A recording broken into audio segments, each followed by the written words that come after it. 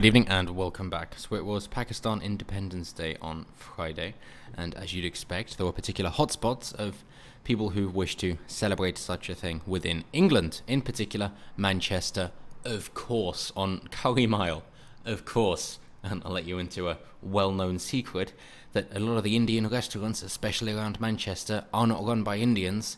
No, it's all Pakistanis instead. They just understand that Indian food is far more popular than Pakistani food. Not by much, but it's definitely considerable. But as we've seen here, that it wasn't just a thing like St. George's Day to say we've had a good time and we're celebrating our nation within another country. But instead, no, they've decided to run a bit more rampant. So the headline is: police struggle to contain illegal Manchester street party, blatantly flouting the lockdown to celebrate Pakistan Independence Day. And credit where it's due, there has actually been pushback from Manchester MP as well as from the local police force. We've seen similar problems in London, but of course we've got a worse local lockdown in Manchester, even in Rochdale and Blackburn as well. But this was in Rusholme, which is just south of the city centre. So, hundreds of revellers gathered in Manchester's so-called Curry Mile on Friday, well known for its stabbings, were in breach of reinforced lockdown rules which restrict outdoor gatherings, and hordes of revellers surrounded the offices from all angles while hurling abuse. No arrests were made. So on one hand, I'm in full support of people going out and celebrating and enjoying each other's company, because you should definitely be allowed to do so, and the idea of the lockdown is ridiculous. If you wish to endanger yourself, then by all means go ahead. If you do not think it is a problem, then that's perfectly fine. If you do something with reckless abandon, endanger other people and yourself, and then rely on somebody else to help you out, then of course I have a problem with it. If you also decide to then go out and are incredibly reckless and aggressive and get in the way of other people's lives so that you force road closures because you're driving erratically around, and then you're also intimidating and abusing police officers, then yes, I do have a problem with it. And of course that is exactly what we've seen here. So, a group of heavily outnumbered police officers fled a mob of hundreds of revellers attending an illegal party celebrating Pakistan Independence Day in lockdown Manchester. And from the URL, we can see that this story was initially titled "Police Flee Crowd Celebrating Pakistan Independence Day." Because they were, as we've seen from the videos, but whenever we have Daily Mail videos, the sound cuts out very, very often because they're trying to censor any swear words and curse words, which of course are very rampant. But the response: Manchester Gorton MP, that's slightly east, Afzal Khan, no clues as to guessing where he's from, said he is disappointed, frustrated and angered with the appalling behaviour, and said the revellers should be ashamed. And I know we go against Islam a whole lot on this channel, but for any Muslim who actually thinks Britain is a good country and is trying to assimilate and encouraging Britain's way of life and British culture and British values, then yes, you have my support. If you're looking to ingratiate yourselves within Britain because you like Britain, more power to you. And so having a proud Muslim coming out saying these other Muslims are bad, we should not be doing what these other Muslims are doing, that's fantastic. And if it takes a lockdown to actually get Muslims to speak up against other Muslims, then maybe it did something worthwhile. If this can be the thing, the straw that broke the camel's back, that finally allows Muslims to speak out against other Muslims instead of just relying on religion to keep them all together, then maybe it was all worthwhile, and we can then actually get into the bigger problems that are faced from Islamic communities. So well done to you, Afzal Khan, although I doubt you want me to say well done, of all people. Also, Greater Manchester Police Deputy Chief Constable Ian Pilling slammed the street party as beyond comprehension and said he had never seen anything quite as outrageous as this behaviour in his 30 years of policing. Yes, I mean, this is the same guy who was policing during the Rotherham grooming gangs, which was happening in and around Manchester as well, and he would have known that that was happening, so maybe the tide hasn't quite turned enough, or maybe he thinks people being out and about on a Friday evening is worse than the routine grooming and raping of young girls, which would be a very odd moral compass to have, in my opinion. I would say paedophilia and raping is always worse than some people gathering with each other, but who am I to tell the police what to think? And Detective Chief Inspector Carol Hobson said it really is disappointing to see behaviour of this type in the middle of a pandemic. We're getting close to the bone now. As long as you're not targeting these people, hopefully you'll be okay.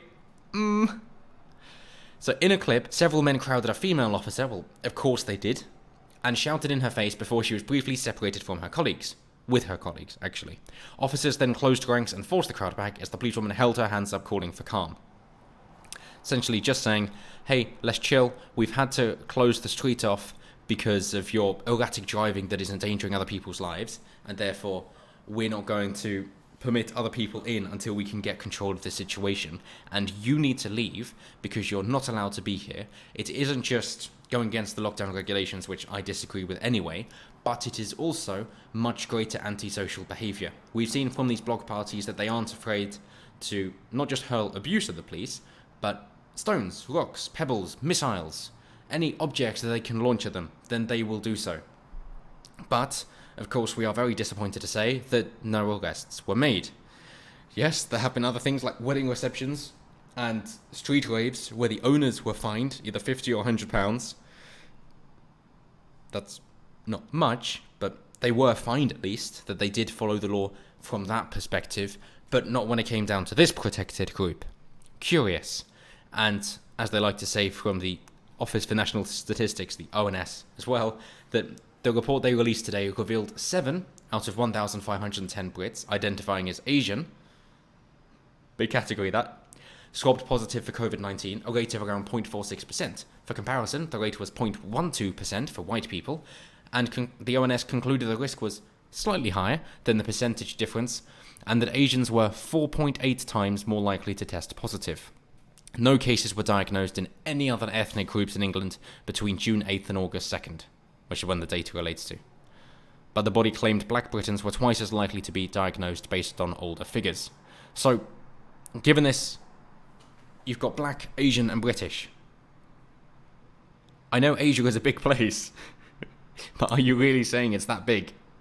It stretches all the way from the coast of England, all the way out through Europe, above the Mediterranean, because of course you're not including Africa, and then all the way down into India and all far east until you get to Japan, and then far east out that way. Of course, Russia all the way along the top until you get to, I presume, the Bering Strait and America, which isn't Asia anymore, and then South American would also be classed as Asian, I presume, because of their skin colour.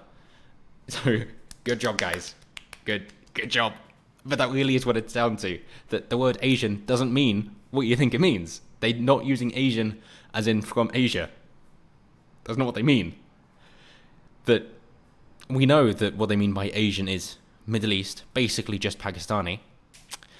But they're trying to incorporate just, they've got they're brown, so they're Asian.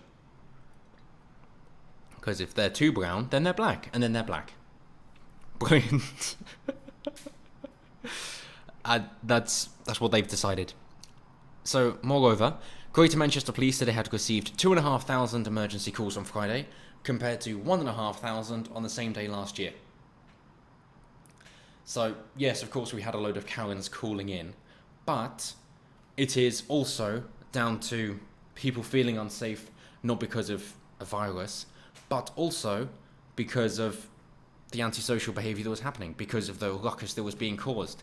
And you're not going to put this down to intoxicated behaviour, because of course that's a big no-no under Islam. But it gets better. It gets better. That, as they say here, from their spokesperson, They said, on the evening of Friday 14th of August, police attended areas of Wilmslow Road in Russia after reports of traffic issues and concerns regarding social distancing. The area was heavily congested with pedestrians congregating in large groups and numerous vehicles driving up and down the main road in an unsafe manner. On police attendance, it was necessary for the local officers to put road closures in place to prevent access to vehicles along Wilmslow Road for the safety of the public. Officers are also engaged with members of the public, encouraging people to disperse. Officers also engaged with businesses who were encouraged to consider temporarily closing until the situation became more manageable. No arrests were made. Greater Manchester Police worked closely with a local councillor in order to engage with the community. No arrests were made. Yes, because we can't be holding these individuals up to the same standard of Britons. No, definitely not. I mean, we need a local counsellor, and probably also a translator to understand that the law also applies to them, which I know is a shocker. It isn't what you would expect. That, hang on a moment, the Pakistani men have to follow the same laws as everybody else? Since when was this a thing? And I would probably be just as shocked as them, actually, because as far as they're concerned, they've always been above the law. But now they're being told that, no, actually, we're going to get rid of you. Oh, but don't worry, we're not going to prosecute you, although you are all definitely criminals. We're going to explain that you don't know what you're doing and you can't be held accountable for your own actions. And of course, coming out of this, we're going to see that there needs to be more information spread around in Urdu and Gujarati, so that these people will understand, because they can't be trusted to speak English, and every time that they then break the law, it isn't down to them having individual agency and knowing what they're doing and not giving a shit because their own moral compasses are bastardized, but no, it's definitely the English people's fault for not being clear enough about what is necessary, and really need to hold their hand even more so that they fully understand, because these Asian people, they just clearly don't understand anything, and they have to be held all the way along by the Britons, showing their white guilt. That's what is really necessary. And talk about the soft bigotry of low expectations. How ridiculous can you get? But good news, from what we found now, that as far as herd immunity is concerned, all we are really needing is about 10% of people to have had the disease, coronavirus, and that should be pretty much sufficient. Just 10%, and then it will fizzle out, which suggests it's not really that infectious then. It's not really so bad. If the herd immunity rate is okay being so low, it suggests not many people are really going to be getting it. It's not really a problem. And we've also seen that now the deaths from flu and pneumonia are 6 times higher than coronavirus at the moment, which kind of puts it into context. But the key takeaway from this story is that, yes, police were actually there, even though it was Pakistani men in the wrong. It was Muslims misbehaving, and police did respond. No arrests were made, but baby steps, and maybe then we can also lower the crime in Manchester as well. Wouldn't that be nice? Finally, you could get Manchester to try and be a safe place again.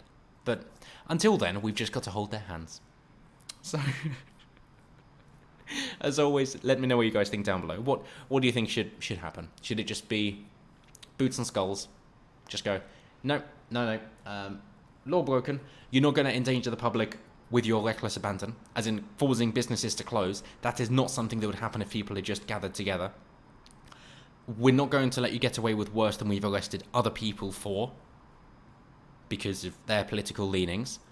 And therefore, yep, you're all nicked. You're all going to be fined. And of course, if you can't pay the fine, then there's a jail cell with your name on it. And no, we're not going to segregate you so that you're with other Muslims. Not at all. In fact, we're going to put you in right alongside the other members of the Muslim grooming gangs in conventional prisons, and just see how kindly the convicts take to convicted paedophiles. And then the police can wash their hands of the issue and explain that, hey, the law's the law. They went into prison for what they did. It wasn't us who hurt them. It was the other criminals. And you'll soon be finding demands for pardons for those criminals. But anyway, as always, until next time, have a good one.